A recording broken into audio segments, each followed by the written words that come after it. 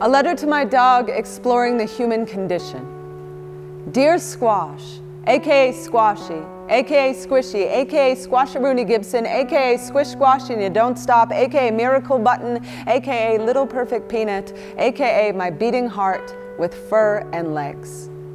I know you think it's insane that I still poop in the house, that I choose to wear underwear and pants, giving no one the opportunity to smell my true disposition, that on the days I need to feel better about myself, I don't just pee on someone's pee. Don't worry, I am not fooled by my thumbs. I know I am not the tadpole's final project. I know I am not the last species evolution hopes to become. I can't even swallow my own pride long enough to let myself drool when something smells delicious. What must you think of my mirror face? Or how much of my day I spend practicing my butch voice, my baby I'll fix your carburetor with my toolkit voice, when you know full well there is nothing in my toolkit besides a massive collection of self-help books that have helped me do nothing but feng shui the skeletons in my closet. Don't you just love how that femur accents the sofa set, Squash?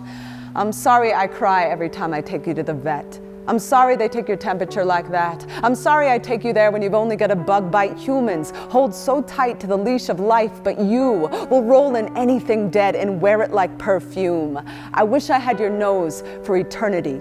I wish I could see what you see, where the squirrels sate in your eyes, where the postman deserves to die even when he's not bringing bills. What's with hating the shadow the peace lily makes on the floor of the living room? I know I let you down every day I choose to not murder the vacuum. Is it bad that I refuse to teach you to not be afraid of men? Is it bad that I want you to keep your bite and your snarl and your gleaming teeth? Is it bad that when they call you a risk, I call you a feminist? You never make fun of your friend Chloe's underbite, or your friend Willow's limp, or your friend Harvey's past trouble with the law. You never criticize me for being too uptight to let my hair down, even though you can let yours all the way out, all over my black hoodie, my black pants, the couch, the car, the chair. The online merch store that sells my books and t-shirts wrote me a letter saying we can't continue to sell your products if they continue to be covered in so much of your dog's hair. I just assumed anything covered in you would increase in value. Remember when I told that woman I loved her, then whispered in your ear, "You're my #1 girl."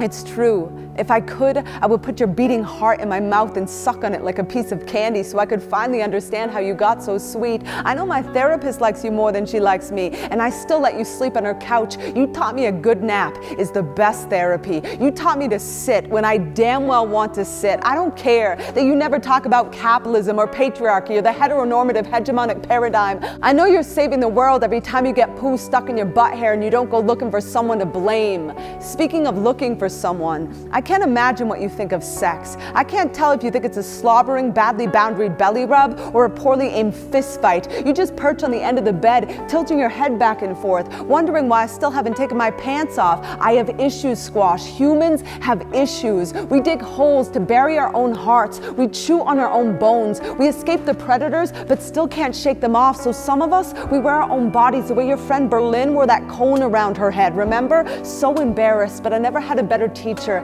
at uncaging my own spirit than you. Never had a better reason to stop playing dead than the day I saw your face at the shelter, your little nose pressed against the cold glass, staring up at me like I was a gay Noah's Ark. My heart, my heart, my heart. Every time I give you a treat, you run around the house looking for a place to hide it, till you finally come to where I'm sitting and hide it directly under me. The most important thing I have ever built in my whole life is your trust. May you always feel entitled to more than your fair share of the bed. May you always tear the stuffing out of every toy I give you, so I can constantly be reminded to keep spilling my guts, to keep saying, I don't know how I will ever make peace with the shortness of your lifespan, but I promise to make sure you know you are so loved every second you are here. You know my hands will build the sturdiest ark they possibly can to hold your holy howl and your holy bark and your holy beg. Squasharoonie Gibson, Little Perfect Peanut, my beating heart with fur and legs.